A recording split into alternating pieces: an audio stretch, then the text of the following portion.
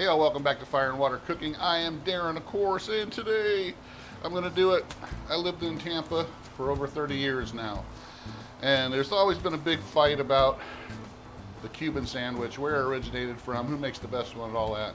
I can guarantee you that Tampa is where the Cuban sandwich was created, even though it's not in Cuba. It came from the cigar factories. The Cubans that worked in the cigar factories, their wives made them these sandwiches to bring to work. That's what I'm going to make. Okay, guys, I'm going to do a couple Cuban sandwiches, Tampa style, the way I like them. I'll be right back. Smoking, grilling, getting hot and hotter, sous vide and chilling from fire and water.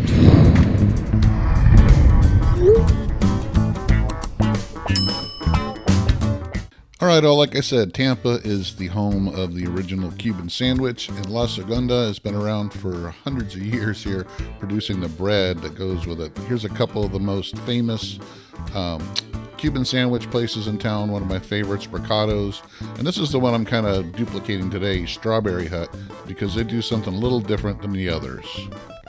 All right, first of all, I want to just show you all of our ingredients here and what we're going to be using. And this is a typical Tampa Cuban, like I said, not a Miami Cuban.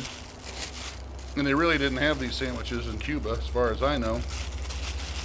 They probably have sandwiches there, but this original Cuban sandwich came from Tampa. And they may have made some in Miami too after the fact, but these are what the original Tampa Cubans are and what they contain. So you got a few different ingredients here I'm going to show you. And one of them is ham. So you can use pretty much any kind of ham that you want. They usually use Serrano ham. Salami. You need to use salami if you're making a Tampa Cuban. That's got that Italian immigrant influence, but it has that special kick to it. You also need some roast pork. You can use leftover pulled pork or something like that, or leftover pork roast, but I ended up getting some sliced roast pork from the deli at Publix. Swiss cheese is a must. Dill pickles, not sweet pickles, dill pickles, because you don't want that sweetness. You want that kick from the dill pickles. This is a mayonnaise and mustard mix. That's pretty much all it is. Yellow mustard. You can use brown mustard if you want to, but I usually just use a little bit of yellow mustard, about a half, 50-50, half each, and then just regular mayonnaise. Okay. One of the things, my favorite Cuban sandwich shop here in Plant City, Florida, they use a garlic butter when we're going to press these sandwiches down, and they usually put a little bit of garlic butter on the outside, and I really like that kick of the garlic butter. But also, as an option in Tampa, you can get lettuce and tomato on it. I usually like mine with lettuce and tomato. I don't know, maybe it's the white boy in me, but I just like the lettuce and tomato on my Cuban with the pickles. All this stuff goes together just really well, especially when you get it pressed. And what we're going to do today is we're going to press it on my Evo flat top, and I'm going to show you how I do that when we get over there. But first, we're going to go ahead and put this thing together. I'll get the bread out. It starts with the bread.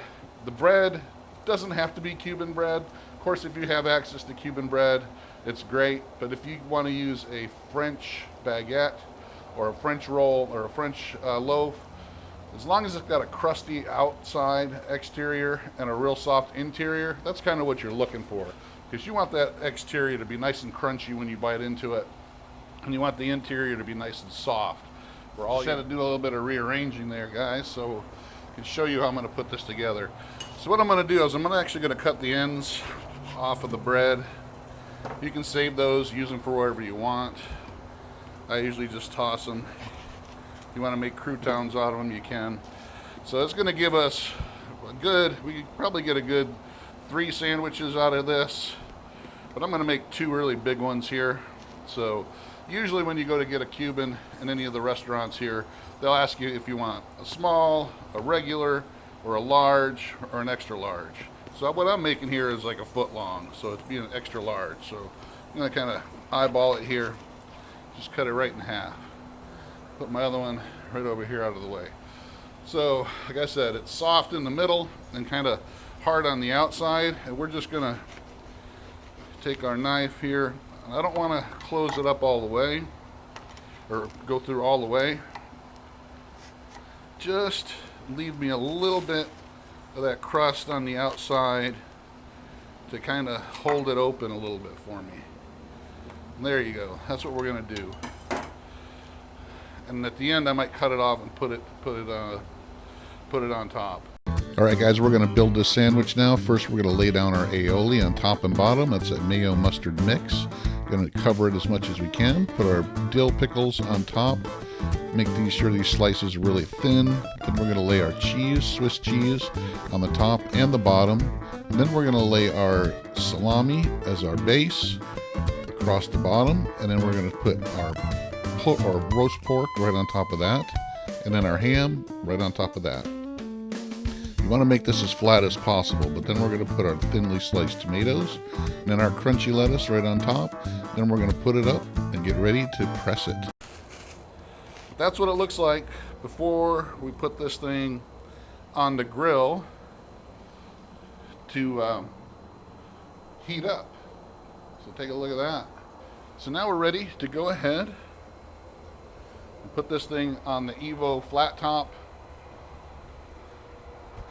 which I'm going to bring you guys over to right now. All right, guys, time to get this thing pressed. My griddle is at medium-low heat. I want to take my black garlic and herb compound butter, melted butter combo, and we're going to coat both sides of the sandwich with this to make it nice and crispy and get the flavor of that seasoning in there. Then we're going to go ahead and take a piece of foil, and I'm going to use this as a barrier between the pan and the sandwich. And I'm going to put the sandwich on the griddle right in the middle, and we're going to press this down with the pan. And we're going to leave that pan on there for about a good 2.5 minutes to crisp that up on the bottom. And then we're going to go ahead and flip it over and do the same thing on that side for about 2.5 minutes. All right, I'll be right back. All right, guys, I'm going to give you one last look at it. I think we're okay.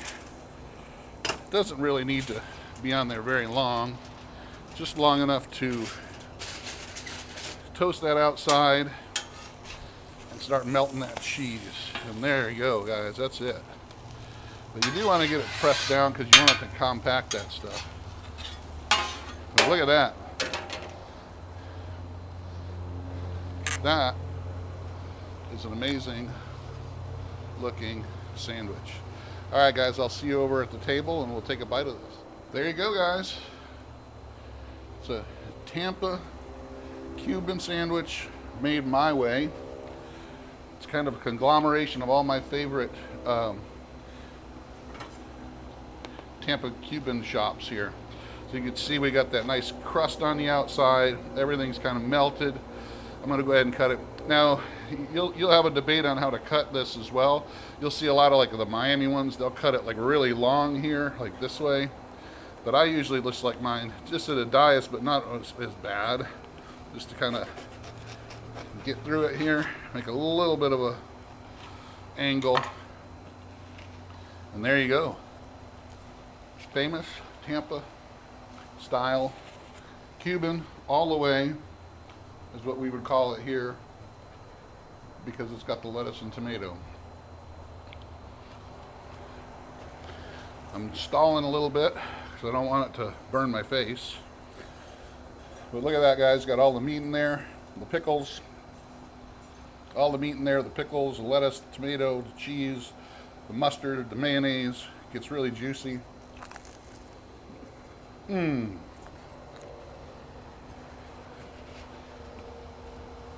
Wow. And the kick of that garlic